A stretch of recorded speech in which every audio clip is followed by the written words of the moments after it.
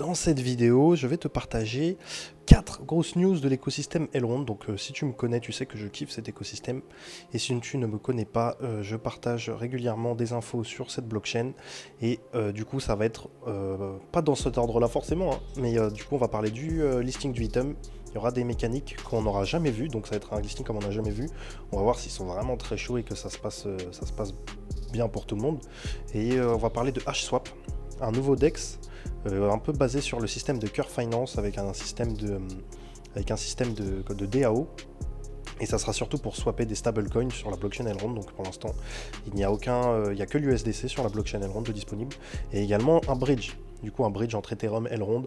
Du coup, on va en parler. On va voir tout ce que ça peut apporter, tout ce que ça peut modifier dans l'écosystème Elrond. Et selon moi, ça peut réellement augmenter la TVL de la DeFi sur Elrond et puis même faire grossir l'écosystème Elrond, le token, tout ce qu'il en suit. Du coup là, je suis sur mon Twitter, je viens de le créer, donc je vais commencer à partager régulièrement dessus. Donc je le mets dans la description, n'hésite pas à le rejoindre. Également mon canal Telegram. Hop là, mince. Ouais, également mon canal Telegram qui est là. Bon, j'ai fait un peu de la merde. Ça sera peut-être coupé au montage ou pas. Donc voilà, n'hésite pas à t'abonner, à liker, etc.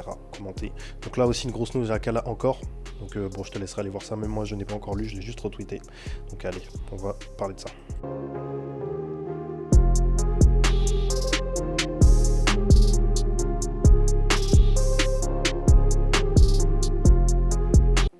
Tout d'abord, on va commencer par parler du bridge qu'ils veulent créer entre Ethereum et Elrond. Pour commencer, après, par la suite, toutes les blockchains EVN compatibles. Donc, comme tu le sais, c'est peut-être un peu compliqué, enfin pas compliqué d'apporter, j'allais dire compliqué d'apporter de la liquidité sur Elrond. C'est pas que c'est compliqué, c'est juste qu'il n'y a pas 10 000 options en fait. Il n'y a pas 10 000 options, c'est tu achètes des crypto-monnaies sur un échangeur type Binance et tu les envoies sur ton wallet Maillard avec le réseau Elrond et après du coup tu es sur la blockchain Elrond et tu peux commencer à faire tes affaires. Mais par rapport aux autres blockchains, tu peux passer de Matic à Binance Smart Chain, à Avalanche, à tout, Ethereum, tout ce que tu veux, depuis ton MetaMask, instantanément, sans passer par un échangeur centralisé. Et là, en fait, ils veulent qu'on puisse pouvoir apporter un maximum de liquidité le plus facilement possible, sans qu'il n'y ait qu'une seule option. C'est que celle que je t'ai dit, avec ce bridge qui va arriver. Pour l'instant, il y a quand même un bridge qui est là, qui est le bridge officiel, mais bon, c'est minimum 2500 USDC avec des frais de 500 USDC, donc c'est de la merde. Clairement, n'utilisez pas ça. Donc c'est de la merde. Et voilà, donc ils vont apporter ça va être enfin un bridge qui va arriver qui risque d'amener beaucoup de TVL sur le blockchain Elrond. Oui, du coup, pour l'instant, Elrond est 19e en termes de TVL sur Défi Lama. Et je trouve ça vraiment pas mal, hein, vraiment pas mal, parce que du coup, comme on peut voir là pour l'instant dans les pools, il y a 4 pools quoi. Il y a 4 pools de liquidité, il y a 3-4 tokens qu'on peut farmer.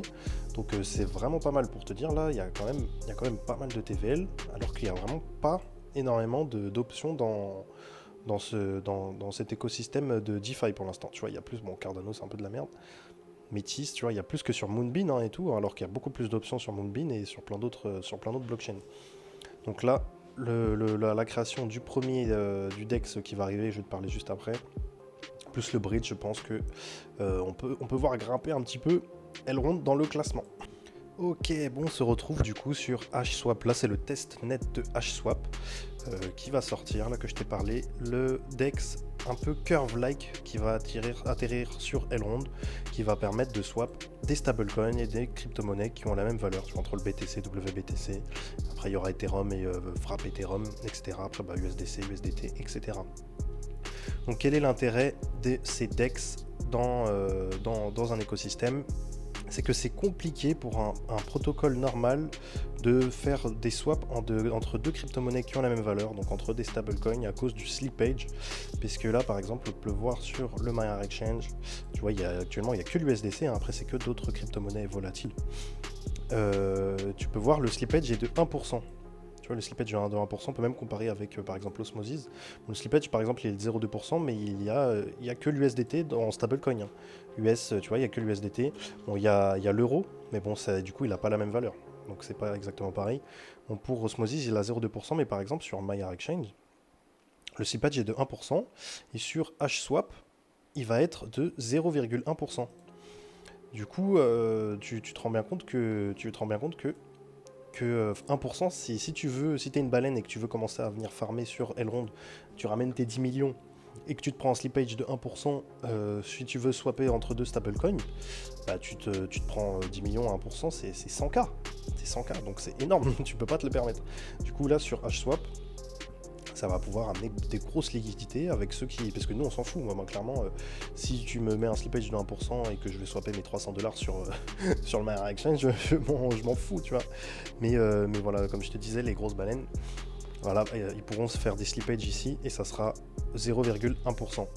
Et ça, faut le dire, hein, faut le souligner, hein, parce que Curve, je te parlais que Curve fait exactement la même chose que ce que va faire HSwap, mais Curve, du coup, est EVM compatible avec toutes les blockchains là qu'on peut voir ici, Ethereum, Polygon, Avalanche, Phantom et tout. Mais c'est le premier protocole en termes de TVL. C'est le premier protocole en termes de TVL en Total Value Lock. Donc c'est énorme. Et encore est le troisième, et encore, tu sais pourquoi il est troisième? À cause de son farming de l'UST à 20%. C'est pour ça, comme je t'en ai parlé là dans ma dernière vidéo, je vais te la mettre là, elle va s'afficher quelque part. Terra est passé deuxième juste derrière Ethereum grâce à ce farming de stablecoin. Donc je le répéterai jamais assez, les stablecoins sont des pièces maîtresses pour l'évolution d'un écosystème. Du coup, si HSwap arrive à apporter des choses, enfin si le HSwap arrive à apporter tout ce qu'apporte Curve, tout ce qu'apporte Curve avec des bons rendements et que ça fonctionne bien, pour moi, Elrond, on va le voir. HSwap, il va grappiller des petits points ici, hein. À mon avis, il va grappiller quelques places ici. Il risque d'arriver dans le top 10, hein. Enfin bref, ça c'est de la spéculation. Je l'espère pour nous, hein, parce que si HSwap monte ici, je pense que le token Elrond aussi va monter sur CoinMarketCap. D'ailleurs, comme j'étais en train de te le dire, encore, pour l'instant, tu vois, il n'y a que deux blockchains, Terra Luna et Avalanche. Ils sont troisième. C'est le troisième protocole en termes de Total Value Lock. Et je t'en ai parlé au tout début de ma vidéo sur mon Twitter que je viens de retweeter. Akala est en train de s'associer avec Encore. Et c'est le site, c'est le Twitter de Encore Protocol. D'ailleurs, on va follow. C'est le Twitter de Encore Protocol qui a tweeté ça. Donc les gars, moi j'ai fait une vidéo récemment. Hein, moi j'ai vraiment l'impression que toutes mes vidéos se relient dans un seul et même bon élan, parce que là tu vois que tout est en train d'indiquer que ça peut que péter. Akala soulève 250 millions de dollars, là je sais pas si je l'ai retweeté ça. Akala a soulevé 250 millions, petite photo beau gosse, tu vois, a soulevé 250 millions de dollars pour attirer un maximum de développeurs sur son AUSD. Et du coup là ils sont en train de s'associer avec Encore. Du coup il y aura du farming de AUSD sur Encore, à mon avis, peut-être à 20%, je ne sais pas. Donc ça va être énorme. Et là je suis en train de te parler du coup de la blockchain Elrond qui est en train de faire à peu près des mécaniques, enfin qui sont en train de créer des mécaniques comme le fait Curve Finance qui est premier protocole. Donc les gars, si vous suivez mes vidéos et que tu as investi dans Akala par exemple, le Glimmer et dans Elrond, là tout ce qui se passe pour moi ça peut que péter, hein. Après je connais pas tout ce qui se passe dans les autres écosystèmes, je peux pas être partout, mais là pour moi là c'est des très très bonnes nouvelles. Et pour finir, HSwap va créer un nouveau type de stablecoin comme on ne connaît pas encore. On va voir ce que ça va donner. Donc déjà il y aura deux crypto-monnaies dans l'écosystème, dans la plateforme HSwap. Là comme tu peux voir, je suis dans l'onglet gouvernance et ça se passe exactement comme pour Curve. Quand là c'est il y a la crypto qui va s'appeler le IceHash. Et il y aura le stablecoin qui va s'appeler l'AOC, il me semble, l'AOC, ou l'AOS, je sais plus. Et du coup, là tu peux bloquer, Curve c'est un système de DAO, tu peux bloquer tes tokens un certain temps pour recevoir, tu bloques un ASH pour 4 ans et tu reçois un VE ASH. Et ça tourne autour de ça, les Curve Wars, je ne m'y connais pas exactement. Je ferai peut-être plus de vidéos quand je m'y connaîtrai vraiment bien. Mais du coup, c'est ça qui va te permettre de voter dans la gouvernance. Et en fait, avec ces jetons, tu peux orienter des bonus de rendement sur certaines poules de liquidité. Là, disons, ceux qui ont le plus de VEH, si tu as bloqué, disons, un certain nombre de VEH, tu votes que pour cette poule de liquidité, la USDC, USDT, elles prennent un bonus de 15% APR en plus. Bah, du coup, voilà, c'est pour ça qu'il y a beaucoup de personnes qui veulent racketter un petit peu les jetons de gouvernance de la plateforme Curve. C'est pour ça qu'on appelle ça les Curve Wars. Bon bref, je ne vais pas rentrer dedans, c'est un petit peu compliqué. Mais bref, ensuite leur stablecoin va être adossé en fait du LP token. Donc je vais t'expliquer un petit peu. Il y a 3 types de stablecoin actuellement dans la blockchain, dans les crypto-monnaies. Il y a l'USDT, l'USDC, qui sont backés par d'énormes sommes d'argent dans des vraies banques. Du coup, si tu as 1 milliard d'USDC ou d'USDT en circulation, le détenteur de la société qui détient le USDT détient dans une banque la même somme en dollars pour que cette crypto-monnaie ait une réelle valeur.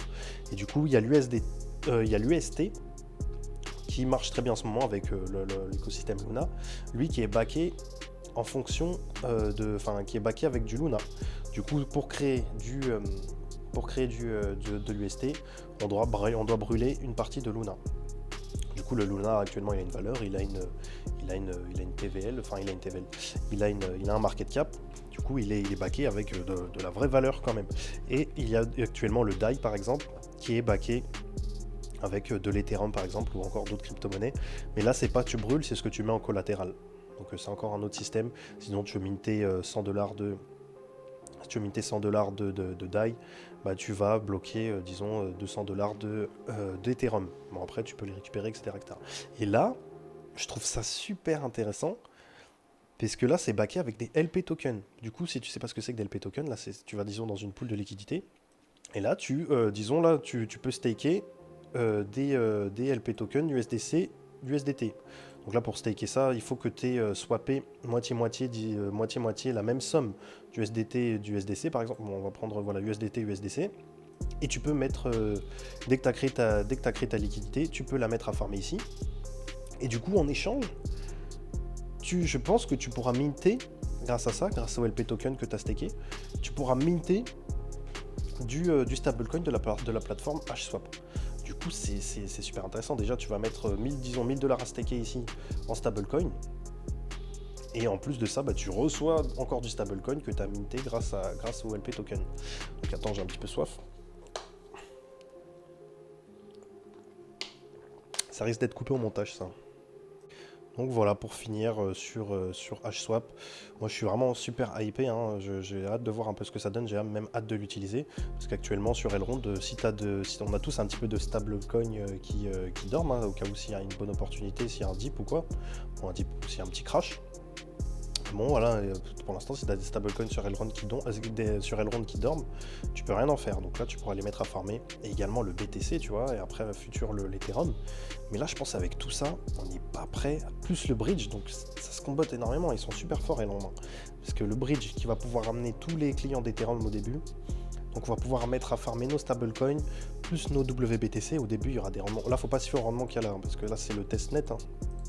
C'est le testnet, mais du coup là il y a un afflux de liquidité énorme qui va arriver, je pense qu'on n'est pas prêt et je sens que Elrond là, le token Elrond, si tout se passe bien, ça va péter, hein. Après ça va péter. Je vais pas refaire le même là, mais bon après ça reste mon avis, hein, c'est de la spéculation. Voilà, fais tes propres recherches, dis-moi dans les commentaires ce que t'en penses, hein. Pour moi c'est super juteux tout ça, hein. Également peut-être je vais te mettre dans la description là, le Twitter et tout de HSwap et la plateforme aussi, parce que je pense, moi j'ai connecté mon wallet et tout, j'ai déjà fait des petits swaps par-ci par-là, hein, comme tu peux voir là, il y a des 700, 900, là tout ça c'est pas de la vraie argent, hein. C'est pas de la vraie argent là, il y a une faussette en fait qui vont te mettre, tu pourras, ils t'enverront un petit peu de token pour commencer à swapper, mettre en pool. Et je pense peut-être qu'ils vont peut-être faire un petit airdrop, hein. Ça se trouve, hein, j'en sais rien, mais dans ces plateformes-là, souvent, elles balancent des petits airdrops si tu as testé le testnet, etc. Donc vas-y, connecte ton wallet, fais quelques swaps, essaye de déposer un pool de liquidité. Et voilà, s'il y a un airdrop, bah tant mieux pour nous. Du coup, là, je vais pas parler, je suis désolé, hein, je vais pas parler du listing du item dans cette vidéo, elle va être trop longue. Je vais faire une seconde vidéo que je vais poster à côté. Donc elle sera sortie le même jour. Et voilà, ça va pas être je vais la sortir jeudi la vidéo. La vidéo de vendredi, ça sera sur un autre thème. Donc mets-moi un like, un abonnement, tu connais la suite. Si tu veux voir le listing du item, va le voir, hein, parce qu'à mon avis, si tu arrives jusqu'à la fin, va voir cette vidéo, parce que là, ça va être un listing comme on n'a jamais vu. Et ça se trouve, ceux qui ont le courage soit d'essayer ou ceux qui ont ceux qui ont le courage d'essayer de comprendre comment ça peut marcher, peut-être que il y aura des grands gagnants.